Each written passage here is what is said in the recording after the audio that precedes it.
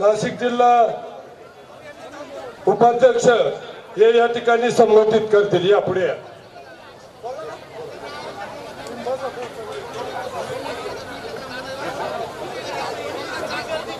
Chhatrapati Shivaji Maharaj, doctor Babasaheb Ambedkar यांना वंदन करतो आणि त्र्यंबकेश्वर इगतपुरी मतदारसंघाच्या हिरामन दादा खोसकर यांच्या प्रचाराची जाहीर सभा आयोजित केली आहे. राष्ट्रवादी काँग्रेस पार्टीचे राष्ट्रीय अध्यक्ष आदरणीय दादा यांच्या प्रमुख उपस्थितीमध्ये आज घोटी येथे सभेचं आयोजन केलं आहे. त्या सभेला उपस्थित असलेले हिरामन दादांवर प्रेम करणारे सर्व माझे शेतकरी बांधव, माझ्या माता भगिनी यांना नमस्कार. आज जमलेल्या सर्व मतदारसंघातील माता भगिनी आणि मतदार बंधू यांना विनंती करतो की गेल्या 5 वर्षाचा विकास आपण सर्वांनी डोळ्यासमोर आणायचा आहे. गेल्या 5 वर्षामध्ये झालेली विकास कामे आपण सर्वांनी डोळ्यासमोर एक उभी ठेवा आणि आपण आपल्या मनातील असलेल्या विचाराला सांगा की गेल्या 5 वर्षामध्ये आपल्या घोटी आणि त्र्यंबकेश्वर इगतपुरी मतदारसंघाचा जो विकास झाला आहे त्या विकासाला माझं मत द्यायचं आहे. त्या हिरामन दादाला माझं मत द्यायचं आहे. जेव्हा तालुक्यामध्ये इगतपुरी त्र्यंबकेश्वर मतदारसंघामध्ये जेव्हा राष्ट्रवादी काँग्रेस पार्टीचा कार्यकर्ता म्हणून जेव्हा फिरत होतो तेव्हा आमचे त्र्यंबकेश्वरचे तालुका अध्यक्ष बैरू नाना मुळाने यांच्या माध्यमातून आम्ही इतक्या लाडक्या बहिणींचं नोंदणी करून घेतली. आज त्या लाडक्या बहिणीच्या चेहऱ्यावर जे एक आनंदाचं हसू आहे, एक आनंद व्यक्त करतात ते की आपल्याला राष्ट्रवादी काँग्रेस पार्टीला मत द्यायचं आहे.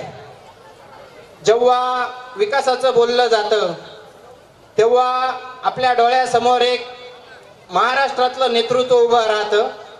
त्या महाराष्ट्रातले नेत्याचं नाव म्हणजे आदरणीय दादा आहे. दादांच्या मनामध्ये खूप साऱ्या संकल्पना आहेत. महाराष्ट्र कसा घडवायचा या महाराष्ट्राबद्दल त्यांच्या मनामध्ये खूप साऱ्या कल्पना आहेत. आपण बघितलं महाराष्ट्रामध्ये लाडक्या बहिणीच्या माध्यमातून त्यांनी प्रत्येक महिलेला लाडकी बहीण दर्जा देऊन प्रत्येक महिलेला महिन्याकाठी 1500 रुपये अकाउंटला थेट मिळतात. ही अजितदादांची गॅरंटी आहे.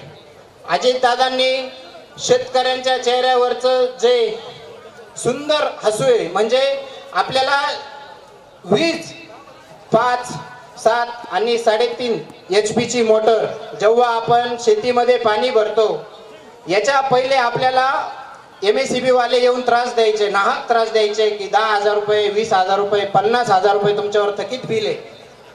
महायुतीच्या सरकारमध्ये अजितदादांच्या नेतृत्वात आपलं सर्व शेतकऱ्यांचं वीज बिल पूर्णपणे माफ केलं आहे. त्यामुळं अजितदादांच्या घड्याळाला मत द्यायचं आहे. शेतकऱ्यांना पीक विमा अशा खूप काही योजना आहेत. त्यामुळं आज इथं जमलेल्या शेतकऱ्यांना माझी कळकळीची विनंती आहे की आपण हा सर्व विकास डोळ्यासमोर आणायचा आहे. आपल्याला अजितदादाच्या नेतृत्वात महाराष्ट्रात महायुतीचं सरकार आणायचं आहे. महायुतीचं सरकार आणण्यासाठी आपला पण सिंहाचा वाटा असला पाहिजे. त्यामुळे आपण येत्या 20 नोव्हेंबरला हिरामन दादा खोसकर यांच्या नावापुढील घड्याळ हे चिन्ह दाबून प्रचंड मताधिक्याने विजयी करायचंय आणि पुन्हा एकदा अजितदादाच्या नेतृत्वात महायुतीचं सरकार या महाराष्ट्रामध्ये आणायचं आहे. त्यामुळे आपण तुमची सर्वांची उपस्थिती पाहून मी एकच सांगतो की हिरामन दादा खोसकर हे 1 लाखाच्या मताधिक्याने निवडून येणार आहे.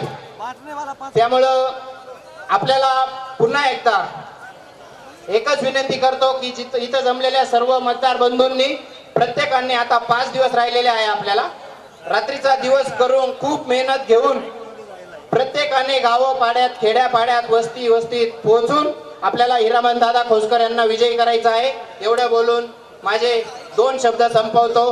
जय हिंद, जय महाराष्ट्र.